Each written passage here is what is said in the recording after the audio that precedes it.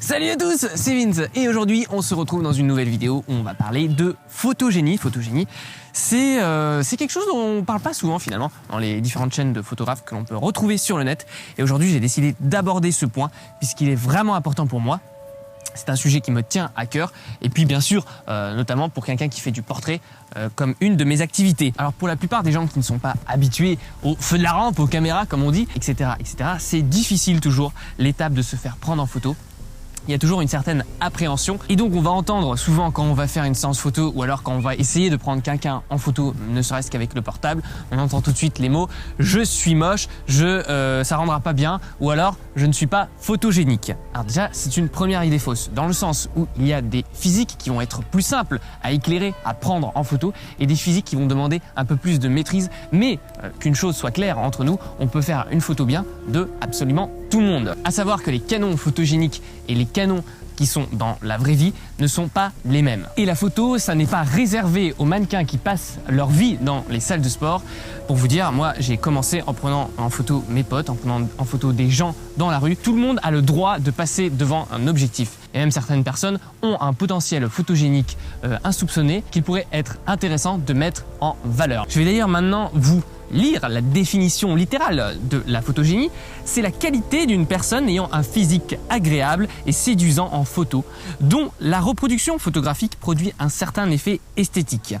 La manière dont elle renvoie la lumière, en somme. Et c'est cette dernière phrase qui est importante puisque tout le monde ne renvoie pas la lumière de la même façon, tout le monde n'est pas à l'aise dans le même endroit, avec les mêmes vêtements, tout le monde n'est pas forcément aussi adapté aux 50 mm que tout le monde préconise comme un objectif de portrait. Et du coup, tout ça fait que tout le monde peut être pris en photo finalement. Qui plus est, il faut savoir déjà que donc d'une part, la beauté est quelque chose de subjectif, mais aussi il y a plusieurs formes de beauté. On peut retrouver une grande beauté chez un vieillard de 80 ans tout ridé, comme chez une fille de 20 ans. Voilà. C'est des beautés différentes que le photographe peut exploiter. Alors, la question que tout le monde se pose finalement, c'est comment être photogénique devant un appareil photo ? Eh bien déjà, c'est d'abord et avant tout une question de mental. C'est dans la tête que ça se passe. La photogénie aussi, finalement, ça pourrait être un état où on est le plus à l'aise devant l'objectif, où on l'oublie totalement, où on s'amuse, où on prend du bon temps. Et puis quand on dit et qu'on se dit qu'on est moche sur les photos, c'est un cercle vicieux parce qu'on va créer, indépendamment de notre volonté, des petits tics au niveau du faciès. On va avoir les traits un peu plus tirés, on va être tendu devant l'appareil, on va pas prendre naturellement notre bon profil et ces traces du stress vont nous enlaidir. Donc le problème, c'est qu'on est rempli de mauvaises croyances. Et généralement, plus on croit ressembler à quelque chose, plus l'image de nous-mêmes qu'on a de nous-mêmes est faussée par notre esprit. Et ce qui est bien, c'est qu'on peut inverser la tendance quand on l'a bien compris, ce pouvoir de l'esprit. Et justement, la photo est là pour nous aider dans notre quête. Alors, pour ceci, je vais vous raconter un petit peu ma backstory, comme j'aime bien le faire, et vous raconter un petit peu mon histoire. Donc moi, au départ, quand j'étais au collège, je n'aimais pas forcément mon visage. Et il a fallu du temps pour que je m'accepte. Et comment je me suis accepté? Eh bien, surtout grâce à mon iPod. Alors, qu'est-ce qu'il raconte ce mec? Eh bien, tout simplement, dans l'iPod, il y a une caméra frontale, que Dieu bénisse Apple. Et du coup, je me prenais en photo sans arrêt. Alors, je sais pas vraiment pourquoi, il n'y avait pas de raison véritable. Mais j'ai remarqué, au bout d'un moment, que j'avais quand même certains clichés qui ressortaient sur le lot de 100-200 selfies, des clichés qui étaient sympathiques. Et en fait, au fur et à mesure de faire ça, au fur et à mesure des années, donc à chaque fois bien sûr les clichés, je les retouchais pour vraiment me mettre en valeur le plus possible. Et au fil des années, eh bien j'avais de plus en plus d'images de moi-même que j'aimais. Et j'avais réussi donc à me faire une petite banque de données, on va dire d'une vingtaine, d'une trentaine de photos que j'appréciais beaucoup. Et du coup, en cela, j'avais berné totalement mon esprit puisque je lui avais fait croire, entre guillemets, que ces 30 photos-là, ces 30 meilleures photos qui avaient été faites durant des mini-shoots, littéralement des cinquantaines de mini-shoots, on peut le dire, eh bien, correspondait à vraiment ce que j'étais, à ce que je projetais dans la réalité. Et du coup, mon esprit pensant ça, eh bien, je me suis mis, entre guillemets, à m'aimer beaucoup plus. Et maintenant, je m'aime trop. C'est ça le problème, le mec fait des vidéos sur YouTube, on peut plus te voir sa gueule tous les jours. En cela, la photo a été une vraie thérapie pour moi. Et c'est pour ça que j'ai envie de vous faire partager son importance et que même si vous pensez que vous n'êtes pas photogénique, justement, eh bien c'est maintenant qu'il faut faire des photos de soi ou en tout cas faire confiance à un photographe dont on apprécie le travail pour éventuellement oser lui demander ou lui commander des portraits parce que vous serez étonné du résultat, croyez-moi. Parce que finalement, à quoi sert un portrait ? Finalement, quel est le sens de la vie? Quel est le sens qui nous a amenés sur cette terre, sur cette eau?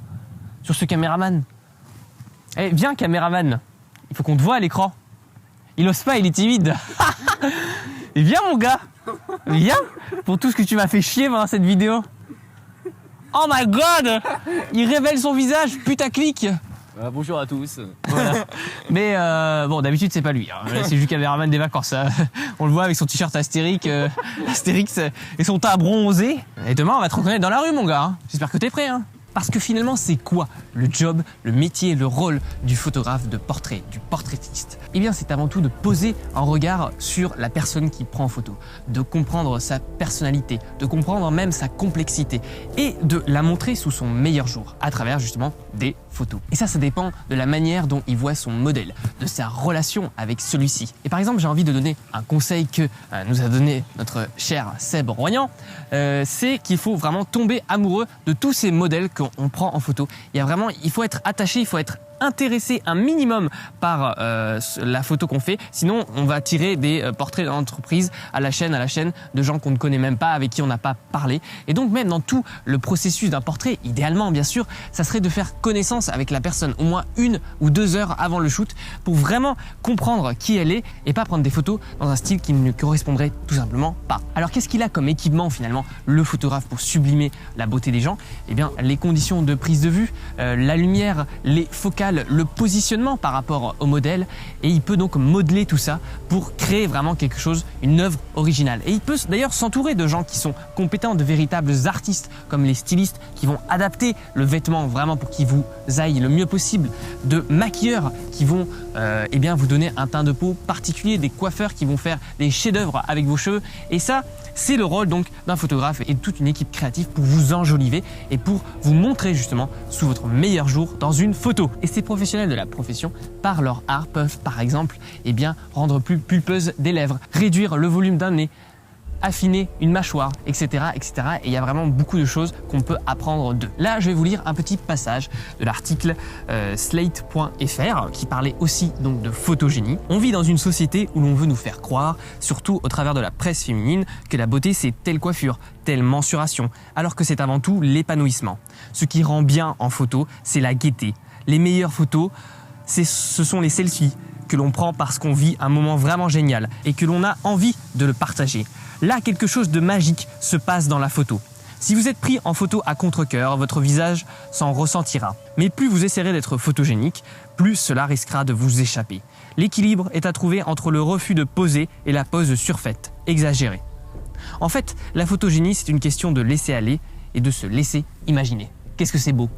Je vous laisse méditer sur tout cela. Petit conseil pour vous, maintenant, chers amis photographes, n'hésitez pas à, pour diriger votre modèle, à lui demander de jouer un rôle véritablement pour qu'elle retombe en enfance. Pourquoi pas un cache-cache, des trucs tout bêtes, tout cons, mais qui vont lui permettre véritablement de s'amuser, de prendre du bon temps et surtout d'oublier l'appareil photo et donc d'oublier toute cette pression que l'objectif met sur nous. Finalement, plus que le modèle soit à l'aise, ce qui est vraiment important, c'est que sur la photo, l'émotion soit vraie. Être pris en photo, ça ne se résume donc pas à sourire et à prendre des poses exagérées avec le physique d'un mannequin. C'est en fait beaucoup plus complexe que cela. Et ça, on s'en rend compte bizarrement en faisant de la photo. En tout cas, moi, je l'ai compris comme ça. Et le conseil ultime, final, que je pourrais vous donner aux gens qui ne se trouvent pas photogéniques, c'est de vraiment chercher un photographe dans votre région qui sait ce qu'il fait, qui aime son métier et dont vous appréciez le travail, bien sûr, de le contacter et de prendre une séance portrait pour vraiment tester, ne serait-ce qu'une fois.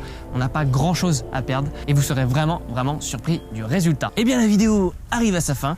J'espère que ça vous aura intéressé. C'est un sujet un petit peu différent de ce que j'aborde d'habitude sur ma chaîne, qui va être plus technique, tuto. Mais là, la photogénie, c'était vraiment quelque chose d'important pour moi, donc j'avais envie d'en parler. Et n'hésitez surtout pas à débattre des idées que j'ai mises en avant dans cette vidéo en commentaire.